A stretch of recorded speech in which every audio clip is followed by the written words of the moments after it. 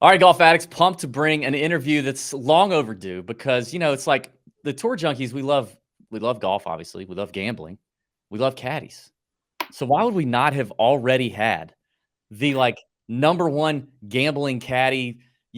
Handicapping, dynamite, blowing, stick, mother effing, Boston strong Dean Emerson on the show. Dean, Dynamite Dean, thanks for coming on, buddy.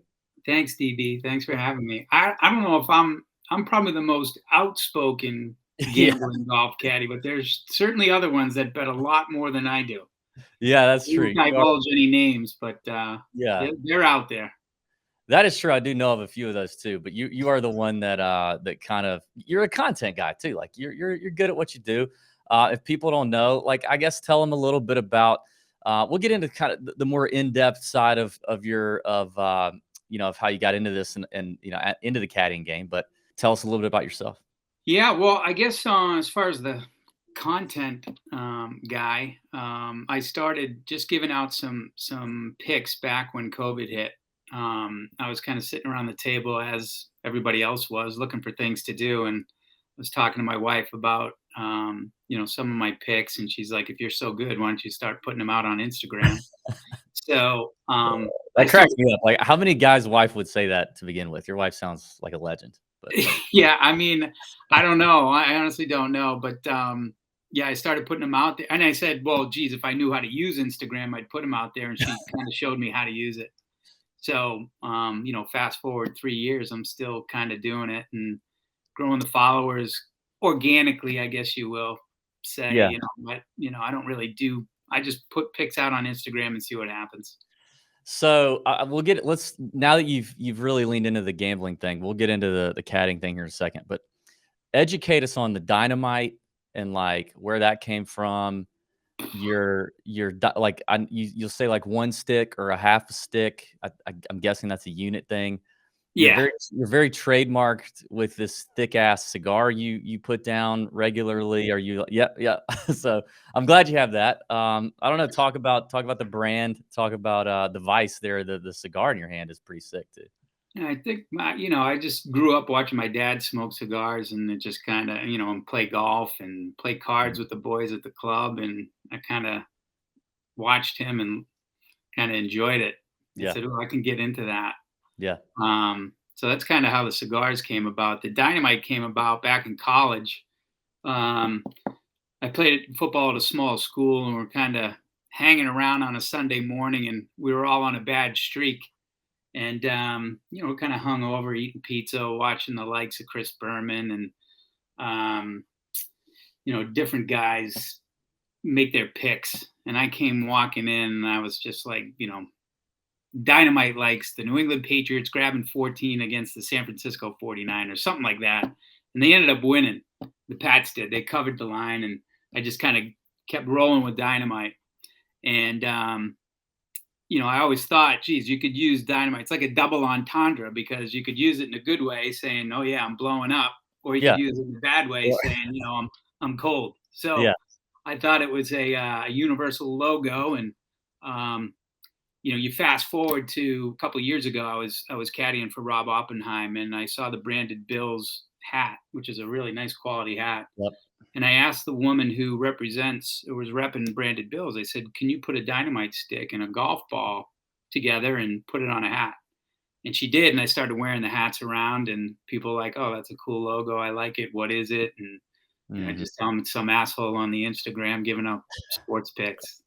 And so we started making more hats, and they were selling. And, we're here today selling hats and shirts and sweatshirts and things of that nature. So, Yeah, and you got caddies rocking the gear. I've seen players rock it as well. You're kind of like this underground sports betting merch machine on the PGA Tour these days.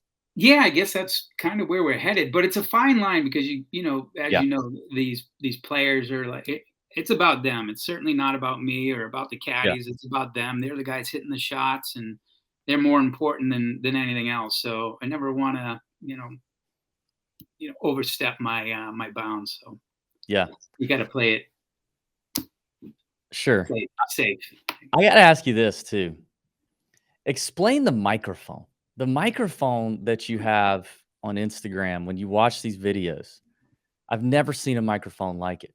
And You mean this one right here? yeah. This mic? Is that like a $4 Asian special that you got found somewhere? This mic right here I grabbed from my wife's sister's daughter, Lily. Okay. She got it for Christmas. And I said, oh man, I need that. I need a little mic for my sports lab. And so I grabbed it from her.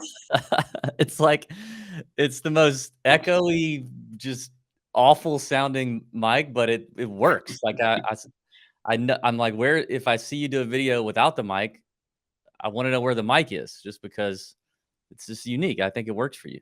Yeah, thanks, man. Yeah, I just kind of grabbed it one day and started using it, and now Yeah. I have it as a prop. I got the cigar as a prop, and then of course the oven mitt when I get hot.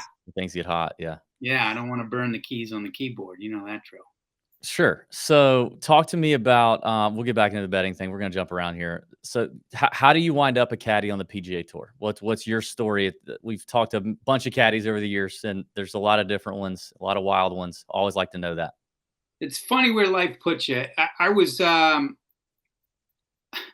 looking for a job, and I'm going to try and make this as short as possible. But I was looking for a job. I was working for Pfizer, got laid off. I was in sales, and one of my buddies was in the lab diagnostics business, and he said we have an open territory down in North Carolina.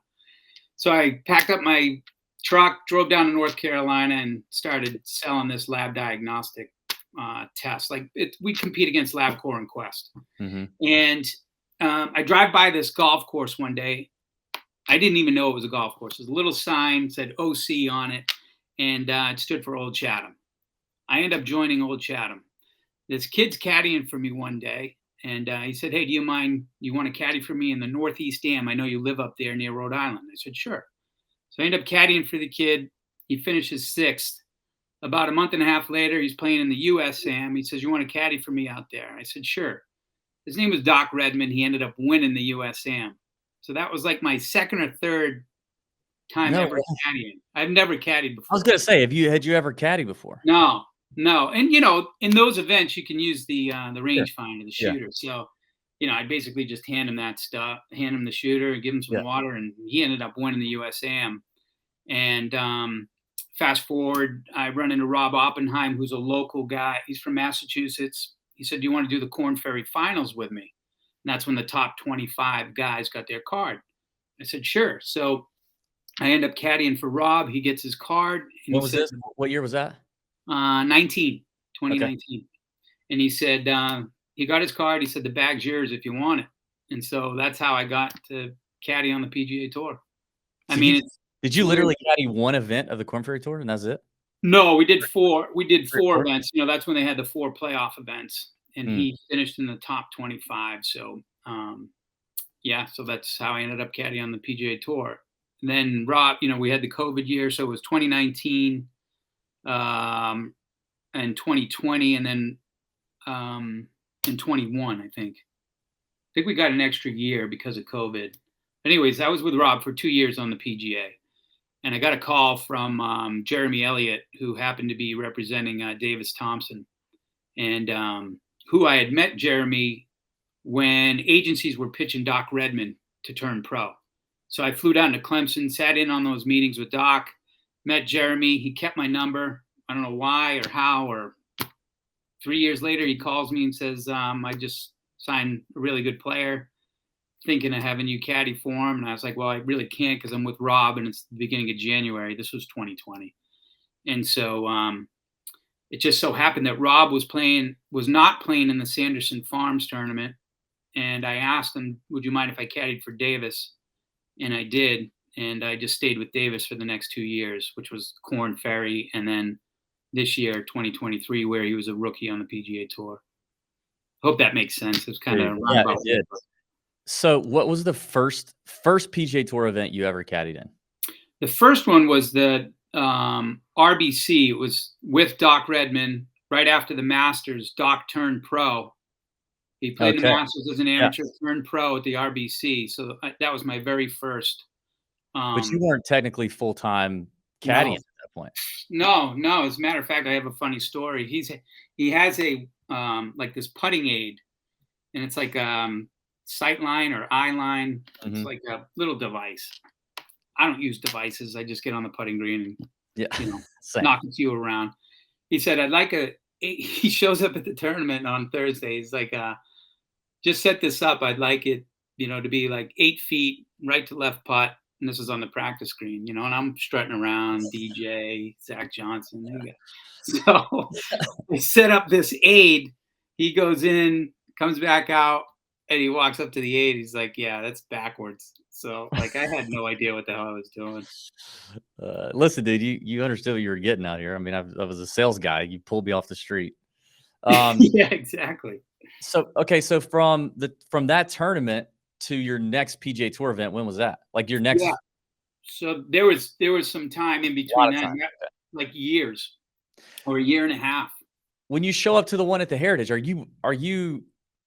Because like I would imagine maybe if I knew that I'm now a PGA Tour caddy full time with this dude on this bag, there actually might be more pressure because I'm like, I gotta figure stuff out and I gotta learn the ways of how I do things, the unwritten rules, the written rules, and I gotta get this right. But if you just feel like this is kind of a one and done situation or you're not really sure, maybe it takes a little bit of pressure off. What did it feel like for you at the Heritage? Yeah, absolutely. If I look back now, I think, geez, I was, kind of same as being at the USN. Like I'm just kind of looking at all these, Yeah, you're it just was kind at of Riviera. I'm just kind of hanging out, looking at all these mansions and, paying attention, but, really not much stress or yeah, pressure. And then you fast forward to now and being, this is their livelihood. Like yeah, you got to be on point all the time. And, the littlest thing could set, let's say you don't have water in the bag or, yeah. one little thing could set your player off and, You you didn't thaw motivate. out. You didn't thaw out the Uncrustable enough, and now he's Yeah. I mean, it could be anything, could be anything, it's, you just never know. Your job is to keep these guys relaxed, happy, and positive and performing well. And there's a lot of pressure that comes with that. So yeah. yeah, looking back, it's like, geez, I wasn't really nervous or I didn't have the anxiety that I feel sometimes now. It's quite a change. What is it? So what is it like then? Fast forward now. Now you're on a bag full time. I'm assuming for Rob Oppenheim at this point, and you realize I'm going to be a caddy on the PGA Tour. Like this is my job now, indefinitely. How does it? Like where do you start as a caddy? Your first event when you're trying to, like I just said, figure out the unwritten rules, understand where you can go, where you can't go, what you can do, what you can't do, and like how do you get in? Because like the caddies are such a great fraternity, and we know a lot of them. And I've been in caddy dining before and hung out in there, and it's like it's awesome. But how do you get in? Like what did you do, and Yeah. what was it like for you? I mean, as far as, getting in and being a part of that fraternity, there was a lot of tournaments just sitting alone, and eventually somebody will come over or you're playing practice rounds. Yeah, Rob would play practice rounds with other guys and you're just kind of asking questions here and there. But mostly just listening, just sitting and listening to different things. And Rob helped me out quite a bit. He basically taught me most of the stuff that I needed to know, reading yardage books and things of that nature. So you just sit and listen and, you befriend one guy and then, next thing you know, you're sitting at a different table. And yeah, in sales, honestly, I think my sales background comes in pretty handy. yeah. I bet. So But I mean, yeah, you got your player teaching you how to read a yardage book. yeah, yeah. I mean, Rob's obviously he's a journeyman. He's Yeah. 42, 43 years old and has been around the block quite a bit. So he's obviously instrumental in getting me to where I am now. What are the I mean, you kind of mentioned a little bit about the water and the snacks and all that, but like, what are some things that, or maybe there's nothing else you really think of, but like, what's something that most people don't understand that a caddy's doing that is a big part of what you got to do and that you're a part of, or like kind of one of those little mistakes that you just don't want to make or that people wouldn't think about? I mean, The wind is always one of those things that people really don't factor in. Is wind, pin locations. I would say those two things obviously come into play quite a bit. Every hole really. Yeah. Your players always kind of asking you where the wind is, and how far do we have behind the pin or in front of the pin. Um, so I would say those things are probably pretty important. What was like your first memorable, like, oh shit, I just made my first like big I mistake? played it with the RBC. The Okay. RBC. So, I'm with Doc. I'm with Doc, and um, I I had to go to the bathroom from the get go. Like I had to. I had Dude, to I go. would have had the nervous shits like no like I would have Well, it been, wasn't number two. It was number one, and I oh held it dude. for like 7 holes. And finally, I'm like, okay, Doc, after you tee off, I got to use the restroom, and I'll catch up with you. So he hits his tee ball right down the middle. I go use the restroom. I run back out to the fairway. I don't do the number. I assume he's already done it. I kind of do it real quick. And he's like, okay, I got 179 in. I said, okay. Oh, no, he says, I got 197 in. I said, okay, yeah, that's right. And he hits it, air mails the green like 15 yards over the green. And he turns to me and he's like, I thought you said it was 197. And we both look and we're like, no, it was 179. Mm, So that was my first introduction into like getting the numbers right and make sure yeah. that they're right. You know Yeah. how important they are. Did I feel like I remember Doc had some success at did he make the cut there? Yeah, he did. Yeah, yeah, Yeah, he made the I cut at the remember like RBC. I don't know how well we finished there, but yeah. I know that he made the cut. You got paid, right? Like did he agree to pay you the Yeah. percentage? Yep. Okay. Yep. Yeah. Um Man, that's wild. So, who was like one of the first caddies that you kind of quickly like made fast friends with, or kind of reached out and kind of helped you out more than Probably Gary Willen's caddy, Brennan Brendan Little? Little. Yeah, Yep. nice guy. Butchie. Zach Williamson, Doc's caddy right now, because Okay. eventually that's why Doc didn't really, although I would have loved to caddy for him, it's not a good idea to have a rookie caddy and a rookie player. Yeah, And so his agency was like, yeah, they asked, oh, sorry, all they good. asked, they asked Zach Williamson to caddy for him. Gotcha. So then, so let's fast forward to Davis Thompson. Yeah. We've talked to Davis. He's been on this show. He's a dog, of course. He's a Georgia Yeah. Bulldog. So Oh, we he's love a that. huge Georgia Bulldog fan. I got him a Look couple at you. ball markers because he lost the one that I gave him. So I got him a couple more. So he's a pretty quiet dude. Like, seems very quiet and reserved. That's an understatement. It is, isn't it? Like Yeah. it, because when we interviewed him, I was like, okay, maybe that was like interview nerves or whatever. And then I met him at the Players, at the rookie thing at the Players. Talked to him for a while, and it was a laid back vibe. And we had talked some Bulldog stuff. Usually with those guys, you start bringing up Georgia football, and they'll open up. Yeah. And I could tell he opened up a little bit, but I could tell this is just kind of him. Yeah. And I don't know, like you seem like kind of big personality guy. Davis, not very much. Like how was that? How was the dynamic with you and Davis? Yeah. I think it's the best analogy is kind of like, you're dating a girl or a different person. You've got to get to know them, know their little Yeah, idiosyncrasies, what they like, what they don't like, and vice versa. I mean, I'm yeah, a 53-year-old guy from Lowell, Massachusetts, and he's 23, and he's from Sea Island, Georgia, or Auburn, Alabama. yeah, Um, Kind of an odd couple. Um, on the Corn Ferry, we stayed together a few events, and then you kind of get to know a guy a little bit more. Yes, he's very, very quiet, very quiet. yeah, You kind of have to be in his inner circle. He's got a really good, funny disposition, but he keeps yeah, it hidden. yeah. Like his favorite shows are like Family Guy, and he loves Dumb and Dumber, and he loves Will Ferrell, as do I. So, you Of know, course, same. Yeah, Yeah. So, It's but in yeah, there. but outside, he's very quiet and reserved. And I can't tell you how many times people would ask me, "Does he talk? Does Yeah. he say anything?" Yeah. He does. He does. Yeah. Did you guys ever talk like any sports betting out on the Oh, he does not. He doesn't bet at all. He doesn't. No, knows nothing about wagering or anything. I mean, he knows what a point spread is, but he doesn't bet. He doesn't gamble. Um, but he can tell you anything about Georgia football or even the SEC. I mean, he sat there and watched press conferences like every team, every coach he watched go to the God, podium and what listen. a sicko. Like he's Yeah. dialed into the SEC football and football in general. I mean, he's a big sports fan. Yeah. You mentioned where you're from, Lowell, Massachusetts. You said Yeah, I was talking to you earlier, it's the home of Mickey, what's his last name from the yeah. fighter? Mickey Ward. Mickey Ward.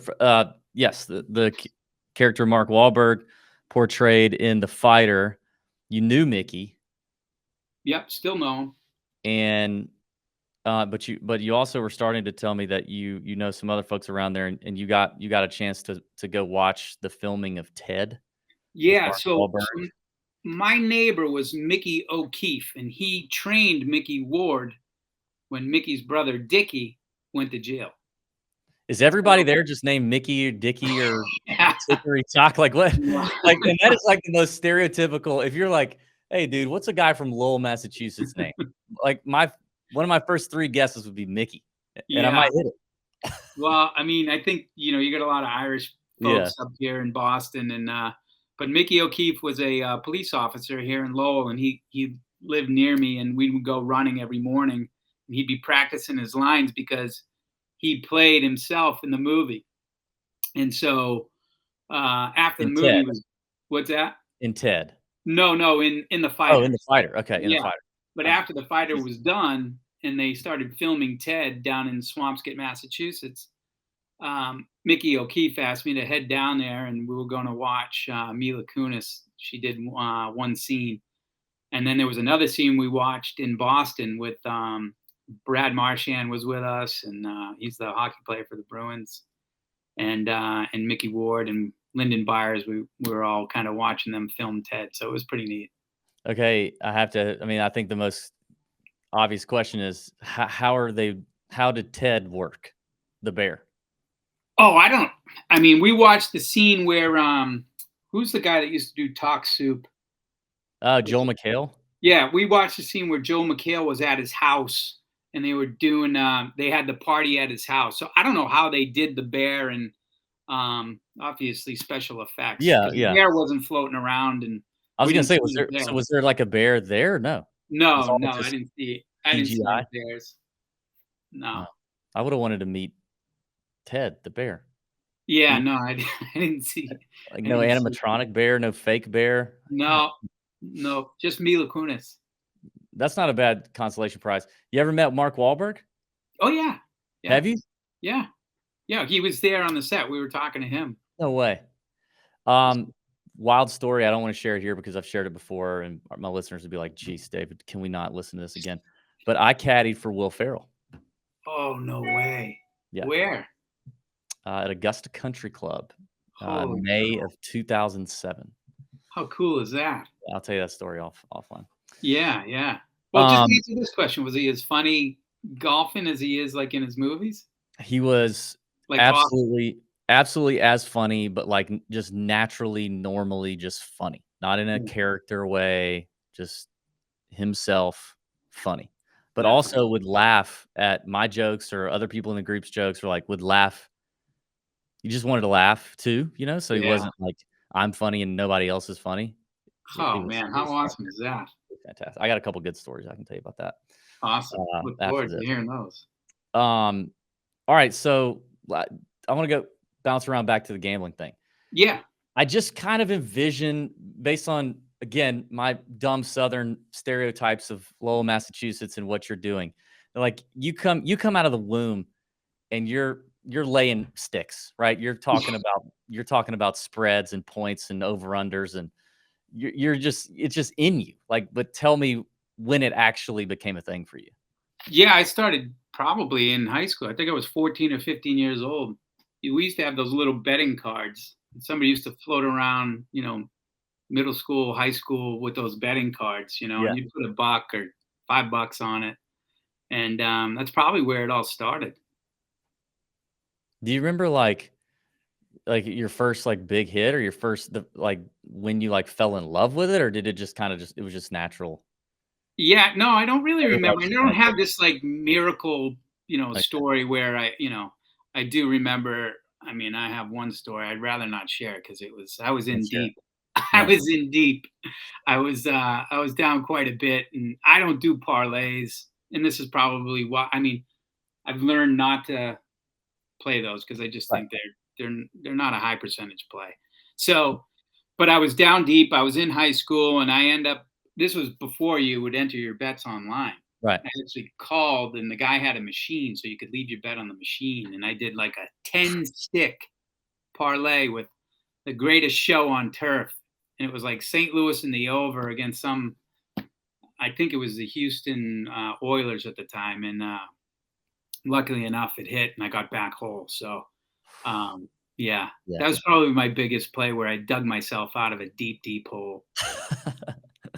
But What I fell in love with gambling from the get go. I mean, was I your was dad? around. Your dad? You talked about your dad like golfing and cigars and stuff. He was a gambler too.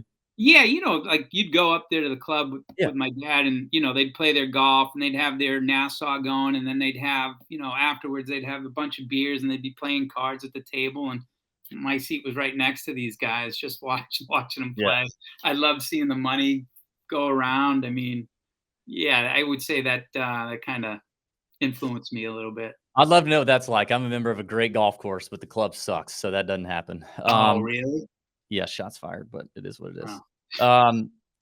Well, okay, what about like the guys on tour that Mm. are gamblers? Like, who are the big gamblers on tour? Obviously, Oh, this is not boy. on golf. Like, we've had Tom Hoagie on. We had Tom Hoagie on about this time last year.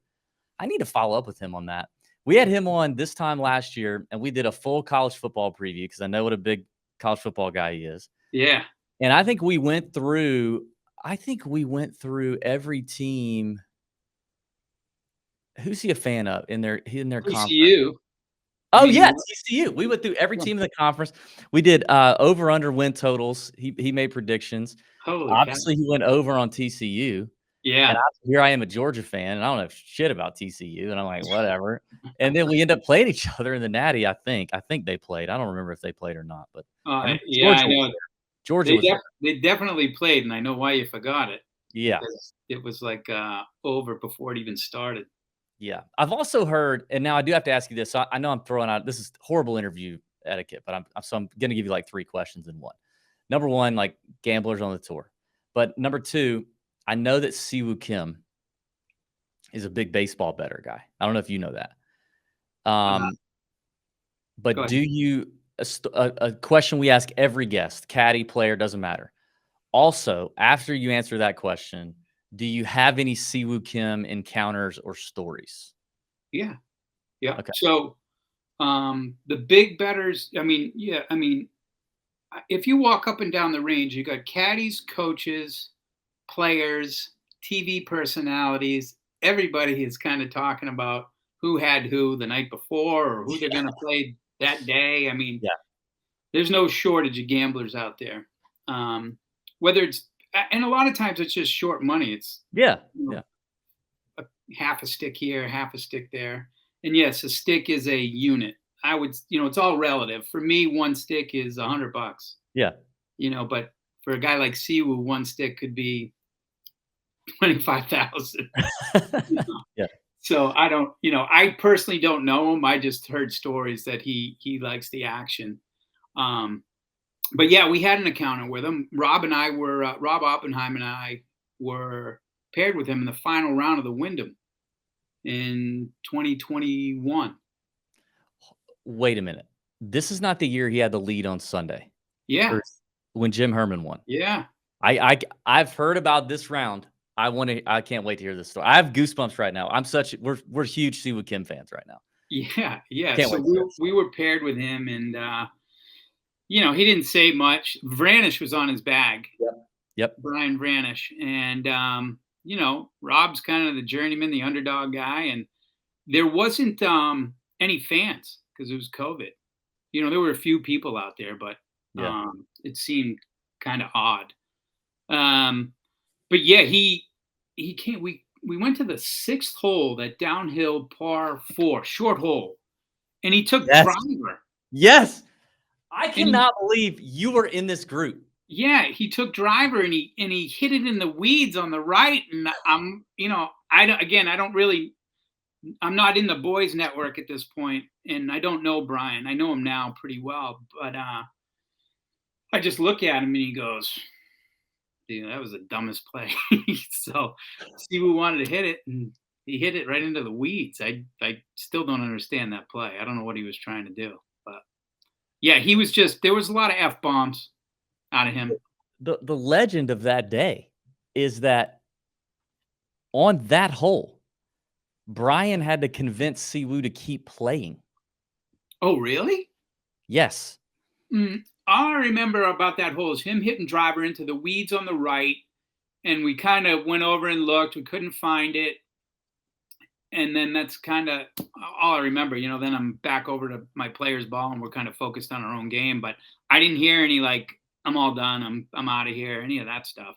Apparently, Brian, once they dropped and Siwoo hit his next shot, he said, "We go home now." Like, we're done. And Brian thought he was, like, kidding, and Siwoo kinda wasn't kidding. Like, he was that hot, and Vranish was like, "Dude, it is Sunday. You had a 3-shot lead or 2-shot lead at the time. You're obviously gonna lose some of that lead, but this is Sunday, and you're tied for the lead at worst. Like, we make double here and we move on." Yeah, We have you're on the sixth hole. Yeah, yeah. And, like, literally, there was a conversation about whether or not Siwoo was gonna continue the round after that Oh tee wow. shot. Yeah, I didn't know that, and I love the way that Vranish imitates him. He does Yes. a great imitation. Yes, he does. Yeah. Oh, So god, I yeah, love we were in that group. I mean, we faded to the. I think we finished 15th or something. But we were right there playing with him that day, Mhm. so it was a good experience. Do the guys, like, caddies I'm sure they do, like, caddies, players, whatever, are they coming up to you regularly or asking for plays or Yeah, it'll be like if I'm passing them on the side, like what's the play today, Dynamite? Mhm, Who you taking? mhm. But and then a few text messages I'll get. You know, Yeah, because some guys don't have Instagram, so they want me to send out, individually. They want me to text them. I'm like, yeah. I don't have time for that. You got to watch this well. Yeah, you gotta be a follower, dude. Set up your burner Instagram account, tail my stuff. Yeah, exactly. Um, yeah, so, any Siwoo gambling stories or just you've heard? No, I just heard like inside the casinos, he's pretty aggressive. Oh, that's what I was gonna ask you. What's your casino game? Like, what's your approach when you walk in a casino? What are you doing? Yeah, it's changed over the years. Like I said, I mean, I've been gambling for 35 years. I no longer sit at these blackjack tables and go through I those hate motions. I'm all done.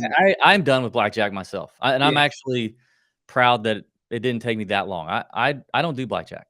Yeah, no, I'm all set. So I go to the baccarat tables now. I sit Okay. I'll either go to the sports book, put in a couple of plays at the sports book, but now you can bet on your phone, so why do that? And then I'll go to baccarat and play. A lot of times I'll just walk around and just look at people. Yeah, I'm kind of done with the casinos a little bit, the table games anyway. yeah, But if you're asking for one game, I'll go sit at the baccarat table and play okay. baccarat. I've never played baccarat. I don't know. I don't Or have you should play with Siwoo. I've listen, He'll show you Dynamite, how to play. it would be the thrill of a lifetime. It would be the thrill of a I think lifetime. we could set that up. Siwoo knows this. I'll talk to you about Siwoo. Yeah. He's kind of a white whale. I'll talk to you about Siwoo. So yeah, like my thing at the casino now is I'll either do like I'll just go cash game, no limit hold'em, and just sit Oh there yeah. for hours and Right. just Right. I you wasn't know even thinking about poker, but yeah, I'll yeah. just do that. Or I still get real jazzed up and like a little bit of action, a little bit of roller quarters in my shorts whenever I walk into a sports book because I'm in Georgia here and I can't just pick up my phone and gamble on my app. So Yeah. I get enamored with the sports book, or when when I'm traveling and I show up to a state where I can do it. Like when I was in Chicago a couple weeks ago for the BMW, and like 2 weeks before that, I had been in Nashville for something with a sponsor, Yeah. and I'd been in Nashville like 36 hours and had not realized or remembered that I was in a legal state because I'm just not Yeah. used to it. And Yeah. so when I finally realized, I was like, "Oh my god!" So I put down some action, and then I told myself like, remember when you get to Chicago, you're in a legal state in a couple weeks. When I got off the plane, like I literally got off the plane, and I had plenty of time after I got off the plane. I went to the bathroom, and then I just sat down in the airport and just opened up my sportsbooks apps and started You can firing. actually do that in the bathroom too if you want. Yeah, I was doing that. I was re-logging in and Yes. depositing and all that stuff. So Yeah, yeah. uh, Are you a FanDuel or DraftKings or both or PointsBet or all uh, three? I have FanDuel, I have DraftKings, I have MGM. Okay. All right. But I just kind of go, I definitely shop around. I mean, that's what we tell people, shop around. I Yeah. think FanDuel, from a golf standpoint, FanDuel's offerings are usually more robust. Occasionally DraftKings will pick it up. Um, FanDuel's odds for finish positions and stuff are usually higher, but then BetMGM, I think still does this. Doesn't they don't have dead heat rules, so you get the full payout in a finish position bet or something on golf with BetMGM, so that's nice. But other than that, like I don't really care. I'm just looking around at the odds. FanDuel and DraftKings definitely have the easiest app to me to navigate out of all Yeah. of them. But Yeah. um, I've never really looked, obviously we can't wager on golf, yeah. so I haven't looked at, how they're laid out at all on those sites. So I was going to ask you this. Hmm. Obviously a handicapper, been doing it for a long time. You know what we do? It's all golf, right? Yeah. Yeah. And you have the unique perspective of also being a caddy on the PGA Tour and seeing how crazy it is for people to gamble on golf firsthand for your job. So I mean, we've shared this with listeners before. You know, we do our best. We absolutely do our best. We research the hell out of this stuff because it's fun, and that's part of the process for us. But it's a tough sport. It's a really, really tough sport to handicap because of the insane amount of unknowns. And after almost 9 years and, like, meeting a lot of these players and talking to these players and caddies and their coaches and their agents and walking in the ropes with them for certain practice rounds and, like, realizing all that you don't know, right? Yes. Yeah. Like, tell me like, just give me your perspective of, like, how basically, how dumb are we that we do this? Well, I don't think you're dumb at all. I think, just listening to your show and following you, I think you put a lot of research into your plays, but it could come down to like I mean, golf is so wacky, man. It's Yeah. so wacky. It's like anything could happen. Like, you know, you're just thinking, okay, this guy's just hitting into the woods, right? As an example, even when I'm playing my Nassau's with my buddies, like he's hitting into the woods, he's done. There's no way he's making par or birdie or whatever, right? Then all of a sudden you see him punch out, it runs up to the green, he's got a tap in birdie when you are 150 yards out in the middle of the fairway and you make bogey. Yeah. I mean, that's what happens in that Yeah. game. It's crazy. It's nuts. I've seen guys hole in from impossible lies or hole out from impossible. It's a tough, tough sport to bet. Yeah. What, You just never know. for us, handicapping basically is eyeballs from what we see on TV or maybe their social media, if they're active on social media. It's watching golf, watching competitive golf, Hmm. and it's data. It's taking all the data that the tour collects, putting it in what we think is possibly a predictive model. Yeah. It's understanding the golf course as best we possibly can and what questions is that course going to ask, and it's like sprinkle a little bit of course history and a little in some recent form, and and off we go, right? But what are And the things, weather, right? I would and assume. weather, of course, yes, of course, weather. And like other than that, though, you have an inside track at this. Like, talk about all the things that we may not. We could do all of that. We could put together that whole concoction. Yeah. And what's it missing to What's going actually? on? What's going on at home? That's Yes, it. strokes gained, home life, Yeah. What's going on at home? or strokes You lost. don't know if a guy's bickering with his wife. You don't know, like, if somebody. You have no idea what's going on in a player's mind and what's happening in their personal lives. You just don't know. You have no idea. Why does it seem like golf, though, that matters so much more? That, I mean, because we also don't really know that in the NBA or the NFL. Or Because I think because it matters in golf because you're an individual. You can't pass the ball off to Michael Jordan to go score 50. You yeah, know, you can't hand it off to Emmett Smith to run for 150 yards. You're all alone. Your caddy can't hit your shots. So I think it matters in that aspect. we You're may have alone. we may have listeners that don't know who either one of those guys are. By the way, They're Hall of Famers in both. I love that those are football. I love that those are the two names you pulled. Yeah, well, two of the greats that They ever are played great. the Yeah, game. I mean, Jordan's the GOAT. I'm not Hey, gonna, listen, if your followers don't know who those two guys are, they do. But, holy moly! um, Like I told you, I'm 53 too. So. I know. But I mean, you're so right. Like the home life thing is a thing that we've learned. We learned fairly quickly, and we'll never know that. There will never be any way we could ever know that. You know, it's so it's tough. If It depends. I mean, you may know that, like, I think it depends on how tight you are with that individual's team, if you will. Like, yeah, if you're having a conversation with his coach and he says, somebody's grandmother is sick or yeah, whatever, you don't know how that affects your player's mentality going into a round.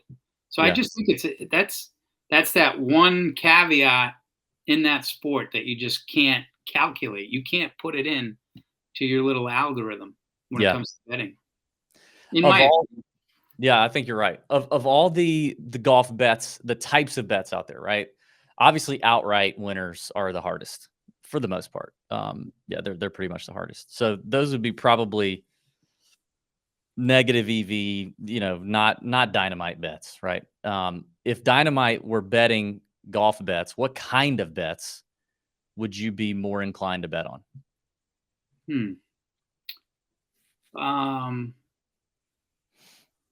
I don't know. I'd probably look at like top 25s, like finishing in the top 25s for a particular event, because you can kind of look back in history and see how well these players played there, and they usually play there well again. So I'd probably do like top 40 or top 25 type plays. Yep. Wouldn't do, like, I think they have head-to-head matchups. I wouldn't do those. I may flip a coin and see, okay, overall winner of the tournament. I think that's a coin.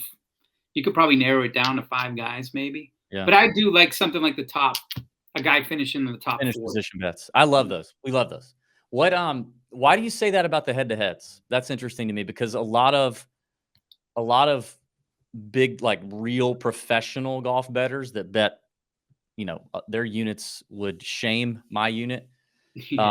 Would bet head-to-heads in golf. I think you got to know what's going on in each player's mind and in their personal lives. I think a lot of it comes down to that, and whether or not they like the courses. I don't know. I just think it's really hard to bet head to head. These guys are so good. It's very small. Yeah. Razor thin margins there. Yeah. I mean, it's like, okay, if you can see a trend, like if a guy's not putting well one week, I mean, he may be able to, he'll have 10 birdies in a row the next week. It's just really hard, in my opinion. Yeah, I find personally, I don't do any, nor do I give out any round by round head-to-heads, because I think that gives you even less of a sample size to go over. If you think one player is just a better player or a better fit for a certain course, it only gives you 18 holes for him to prove that. So you do a tournament. So a tournament matchup, I don't mind. Oh, gotcha. But I would prefer the finish position bets over all of it. Yeah. Yeah, I think if I were able to do it, that's probably what I would do. Yeah. Okay, so I've got some rapid fire. We had some folks in our Discord throw out some questions. I say rapid fire. Some of these might be, some of them might not be. And Okay. you are not under any sort of obligation to answer any of these. Okay. I I had can some plead the fifth. folks. Yes, you can. We have some folks in the Discord. I just threw it out there. I said I didn't tell them who. I just said we're interviewing a caddy on tour that we've not had on before. What do you want me to ask? And first of all, I got to shout out my boy Dave, DT in Phoenix. He actually won Nut Hutter of the Week for his work on this, because a lot of times I will put out a question like that and like 4 people will respond. And I'm like, geez, why do I even do this? But DT, he was either high or bored or something, but he was looking for something to do because he submitted like a bunch of questions. And I'm not going to ask you all of them, but I appreciate his efforts. So DT, we're going to roll with a couple of yours to start. All right. Cheating has been a thing that's come up here recently with that guy, Alejandro Tosti. We'll see what comes of him. Have you ever seen cheating in your tenure? And how much of it do you think goes on that we don't hear about? No, I haven't seen outright cheating. I haven't seen it. I've seen maybe some questionable sight lines on, balls hitting over water and drop areas, but usually the 2 players sort it out. So, I mean, that's as far as I've seen as far as cheating goes. Yeah. What How many? happened with the Toasty guy anyway? I don't even know what happened to him. Is it Toasty or Toasty? I don't. What One happened? or the other. Yeah, I mean, apparently there was an article that dropped that uh, is alluding to cheating, multiple accusations of cheating, but then also multiple stories of him like going off on people on golf courses. So I don't know. Really? We're gonna find out about that. Huh. All right. DT also a degenerate fantasy footballer and best ball drafter. So this comes up. He says, "How many fantasy football leagues are there on the PGA Tour? Do you know any players or caddies that organize them?" So I think there's quite a few. I'm not in any, but I know like Jeremy Elliott, the agent for most of the Sea Island guys down there. He runs a fantasy league, or somebody he knows runs one. Yeah, so I think there's a bunch of fantasy leagues that these guys get involved with. Yeah, I don't have the time to. I'm focused on trying to make picks. yeah, you're throwing out sticks and half sticks. Yeah. This is how I feel like DT might have been on. He might have been hitting the vape pen pretty hard or something.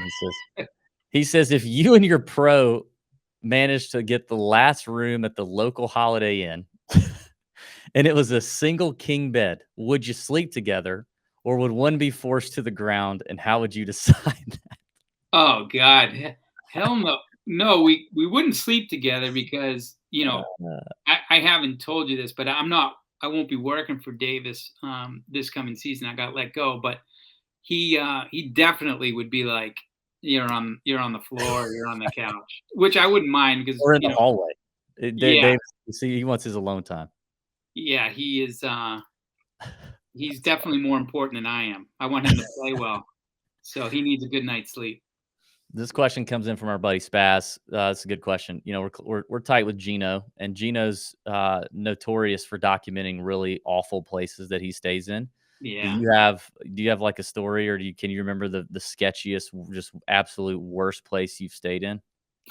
No, I don't really have one that sticks out. I mean, You seem wiser to me. I'm always like, Gino, what the hell is wrong with you? Like, I think Gino's trying to save a buck or two, and I was kind of living a little bit more, not luxurious, but I wasn't really concerned about, saving a buck or two. yeah. I should have been, but I wasn't. But I mean, you can still save a buck or two and not stay at some of the places Gino stayed in. I saw some of his places. I mean, oh my goodness. I Yeah. don't know if he was just doing that for content or what, but you wouldn't catch me in any of those places that he No. posted. Spaz also says just a quick walkthrough of a tournament week prep. So what does Monday through Wednesday look like for you? Yeah, so Monday's usually a travel day. For me personally, I'd travel either late Sunday night or early Monday morning, get to the location, settle into the hotel, go to the course, register, walk the course if I haven't seen it. If I've seen it, I still may walk it just for something to do. Player will usually arrive Monday afternoon. If they want to get some work in, we work. If they don't, it's usually Tuesday morning practice round, 18 holes, putting, range work. Wednesday's the pro-am. If they're not in the pro-am, we'll usually, go to the range and work through the bag, do some putting drills, chipping drills, or get up real early in the morning and play before the pro-am. And then obviously Thursday through Sunday, it's game time. How often did you find Davis was doing 18 on Tuesday? Because we know, I mean, most of the guys I talked to are 9 and 9, 9 on Tuesday, 9 on Wednesday. I guess when you're a rookie, you probably want to get more.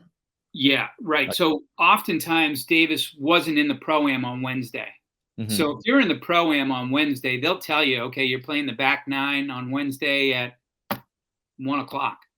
So you'd play the front 9 on Tuesday, back 9 on Wednesday in the pro-am.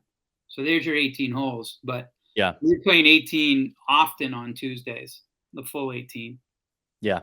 Spaz with a few more good ones here that are kind of quick. What else is in the yardage book that isn't yardage? Have you marked where porta potties are and things like that? That's great. That's a great question, Spaz. I can go to the bathroom here. I've never marked where the porta potties are. That's fantastic. But they have compass in there, which is important for wind. And then obviously the bunkers are all marked in there. And yeah, that's pretty much. And then Spaz said, "Do you feel like you have to feed or hydrate your player like they're a child?" What's that? Spaz said, "Do you feel like you have to feed and hydrate your player like they're your child?" Yeah, I think that's one of the most important things you can do. Yeah, is keep them hydrated and have snacks in the bag. I mean, you never want to be without snacks or water. I mean, that's such a little thing, but it's so big. Like the worst thing is the feeling you get if you don't have water in your bag and your player says, "Can I have water?" And you look in the bag and there's no water. You forgot to get one, or you're busy doing something else. And it's little, but it adds up to a big thing. I know for me personally, like especially when I'm playing golf in the heat, like if I don't have just the right amount of something on my stomach food wise, even if it's not like I don't want to eat like a full meal yet, but if I'm playing at a time where it's like between meals or I'm not going to eat till after the round, if I don't have like something, even like a little sugar, and I get shaky, it's not a good feeling. So it is. I know it's important. Right. I mean, these guys are playing for their livelihood. They're playing for millions of dollars. Yeah. If you're shaking over a 3-foot slider, I mean, that's not good. Not good. How many pairs of shoes do you go through during a season, and do you have any tricks to make sure your feet make it through? I don't have any tricks. I go through a lot of shoes. That's one of the things I would do when Davis made a cut. I'd buy a new pair of Jordan 1s. Every time you made a cut? Yeah. So I've got about 20 pairs of Jordan 1s. So you're caddying in the J's. I was about to ask if you were like doing the Hoka thing or something. No, I've tried. I've tried Hokas. I've tried running shoes. The Nike shoes that they sent me are terrible. I need a flat shoe, and those seem to work the best. Gotcha. And they're stylish. Somebody, DT says, and I know the answer to this. Does the tour players' clothing deal cover you? No, it does not. Do you ever? It does? Yeah. So what do you mean cover me? They'll send me boxes of stuff. Oh, they will. I didn't get compensated for wearing it, but they'll send me a bunch of stuff. Okay, that was his next question. Do you get stuff from the sponsor? Yeah. Yeah. I like it. Okay, this is now they're getting really weird. I can tell the vape pen was really hitting in here. Okay, this is the last one. If there was one person on the PGA Tour you had to fight, who would it be? Follow up. Who would surprise us in a fight, you think? And you're a Lowell, Massachusetts guy. So I mean, you kind of know, you probably been in a few, fisticuffs before, so you're probably a good person to ask. I'm a little weird. Like, sometimes I'll think to myself, geez, I'd really lay that guy out. And other times I'm like, ooh, that guy would be tough as shit. Like, you look at a guy like Brooks Koepka, right? And you're like, that kid's built like a linebacker. You're like, I probably wouldn't fuck with him. Yeah. What Um, about one that would surprise you? as like a tough guy, Yeah, like it doesn't look like much, but probably would, crawl on your head and do something weird. shit, I don't know, man. Dang. Like, give me a second. I'm trying to think of like the Canadians. I think Terrell Hatton would probably be a little bulldog. Like, I think he might be a little nuts in the head. You could sell me on that, but then you could also sell me on him just being a total bitch because of all the whining and just the pissing and moaning all the time, and then when he, like, gets punched in the mouth, he doesn't Well, he can't handle it. I had I love him, don't get me wrong, I love him. I had the pleasure of flying with him, and he was so good, so funny, so nice, like complete opposite of what you would see on TV. So, but I do think he's scrappy. Like, Yeah. I think he'd go after you. Like a guy like Matt Fitzpatrick, I think, I bet you Jordan Spieth would be kind of tough. Really? Yeah, I think he would be tough to get down, and I think he'd put up a fight. I don't know. You don't I think so, huh? I You're don't not see it. buying it. I don't see it with Jordan. No. I'm trying to just go through the Ryder Cup team right now. What do you think about Brian Harmon? I think he's short. I think he might be able to take a punch. Kinda scrappy though, maybe? Yeah, Megacorp guy. yeah, he's a mega. I don't even know what the hell that is, but I don't know either, but it sounds really scary. yeah, I think he'd be. I think he'd be scrappy. I think he wouldn't quit. No, no, no. He would not. Thoughts on the Ryder Cup, by the way. What do you think? What do you think about overall? Teams, selections, odds. When you look at the Ryder Cup odds, have you looked at them? Um, I mean, I looked just out of curiosity. I looked and I noticed that the Europeans were underdogs, and I may get a lot of haters, but I think their team looks pretty damn good. I Agree. think there's value in that line that they've created. Agree. I think it started out at plus 130. I think it's down to plus 115 or 120. So I think it's worth a play. Nothing against the U.S., but I'm just looking at it from a value standpoint. Yeah, 100%. I've been saying that for a couple months now. Yeah, should be Um, interesting. Plus, it's on their soil, so it's like I yeah, don't know why they're underdogs. I think there's a lot. If you look at that USA lineup, I think there's a lot of turmoil going on and a lot of guys not in good form. dude, So eh, we said it, man. Me and Pat were on site in Paris when our team on paper looked way better than the current team on paper. hmm, And we got destroyed. yeah, So by yeah, little Francesco Molinari and Tommy Ladd, like those two guys kicked our ass I know. all week. Kicked Tiger, Phil, JT, Spieth. Well, not JT. JT actually was our He only. played pretty good. He was the only one Do you think he was deserving of a spot on the team? for like the last 60 days leading up to it. I was very anti JT being on the team, and I did Mhm. videos about it. And then, like, the last 48 hours, I don't know if something came to me in a dream. I don't remember a dream. But in, like, the last 48 hours right before the captain's picks, I completely flip-flopped. I think he's kind of I think he's kind of and I know this is terrible because it's supposed to be a meritocracy and all this, but I think the Ryder Cup, just because of what it is and how it works and the format and the country, the play for your country factor that you can't measure on paper but matters, has earned him one, you know, one okay, dude, like one favor in your Yeah, career. Like, and I think this is it. He's got an incredible record in match play. He's got everything to prove here.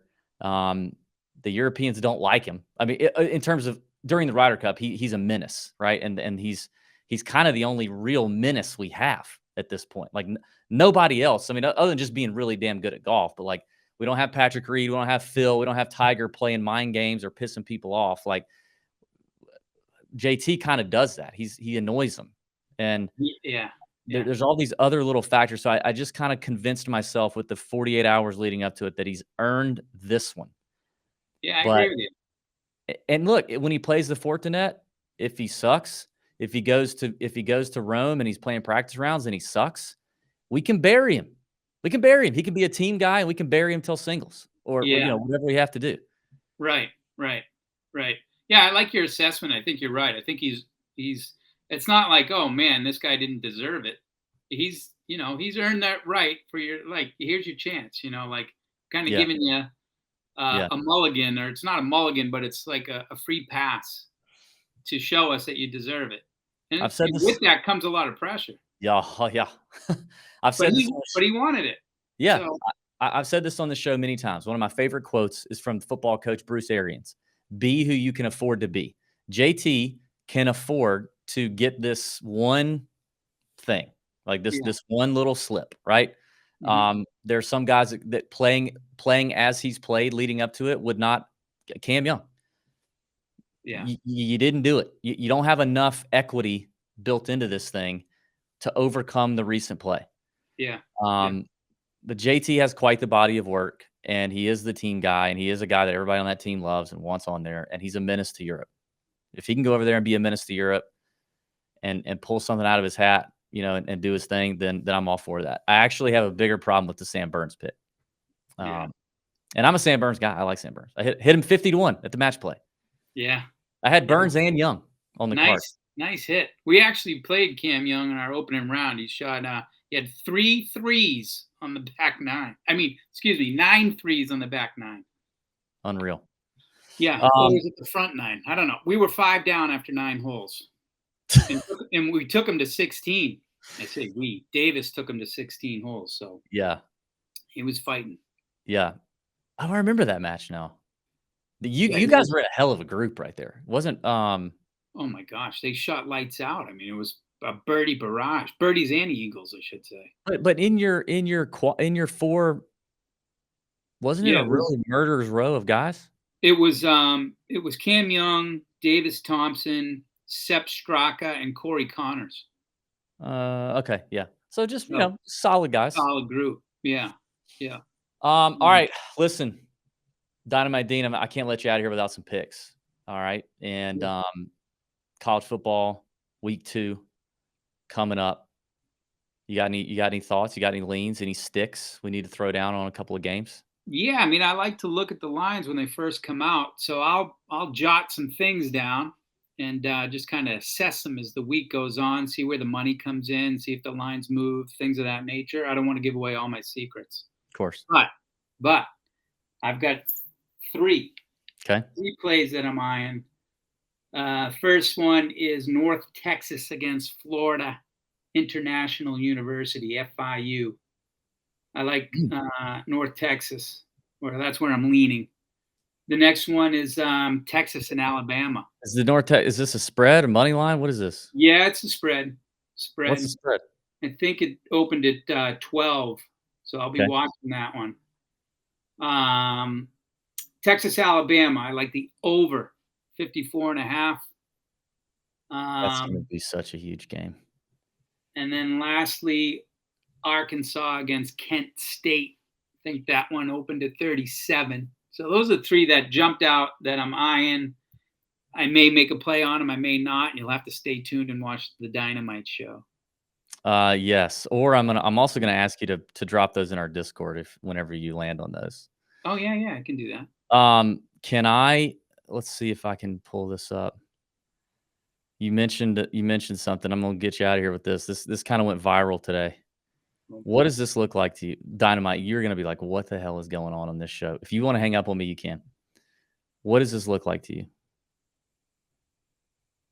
Those look like breasts. And Okay. that's is that a bull? That's an Arkansas pig, I think, up in the right, isn't it? And the Nike logo. They look like my breasts. Stop. No, How'd they you do get not. that picture? You I ready? picture You of me. ready? You ready? Yeah. Oh, that's the head coach. Yeah, those are. I got boobs like that. No, you do not. Those are Sam Pittman's tits. Yeah, pretty close. But how good do they look here, though? If you just cropped them out there, you're just like, dude, that is some Arkansas MILF. But then, Yeah, I'm not far off. shut up. I'm Yes, not you are, far off. dude. I think Sam Pittman's in a class of his own, brother. Yeah, That is world. Those are world those are some class meaty breasts right front there. bags, there, buddy. God. All He right, needs a listen. man's ear. Yeah, he does. Tell the people. So the Instagram is what? The Dynamite Show. The Dynamite Show on Instagram. You Yep. got merch. You're selling the hats. You got Yep. a. I saw, dude. I saw yesterday. You have a tour visor too.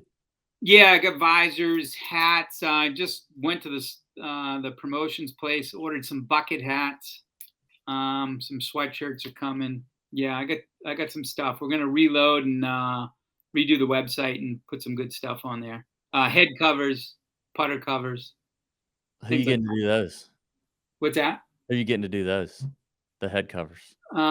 Stitch did the driver covers, the Nice. putter covers.